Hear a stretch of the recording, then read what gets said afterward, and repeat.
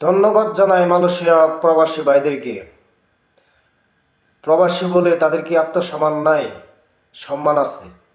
তারা বাঙালি বলেও একটা সম্মান আছে। আমার প্রবাসী বাঙালি ভাইদেরকে অপমান করা মানে সারা বাংলাদেশের মুসলমান জাতিকে অপমান করা, অল বিশ্বে যত মুসলিম জাতি আছে সবাইকে অপমান করা। সাধারণ একটা ইফতারের জন্য মসজিদে গিয়ে ইফতারি করার জন্যে আমার প্রবাসী ভাইদেরকে অপমান করছে। আমার কলিজায় লাগছে। এখন খাও মালয়েশিয়ান ভাইরা, তোমরা একা একা খাও। দেখেন কত সুন্দর করে সাজিয়ে রাখছে, কিন্তু আমার প্রবাসী ভাইরা নাই। এখন তোমরা খানা তোমরাই খাও।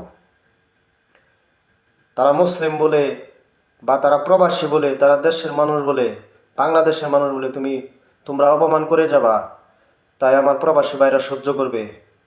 এটা কখনো হতে পারে না বা হবে না। এখন দেখো, বুঝো যে একজন বাঙালি বা বাঙালি ভাইরা মসজিদে না গেলে মসজিদ কিভাবে থাকে। দেখো, একজন মুসলিমও নাই, তো তোমাদের খানার কোনো মূল্য নাই।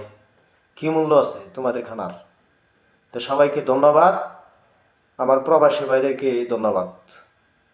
আল্লাহ হাফেজ।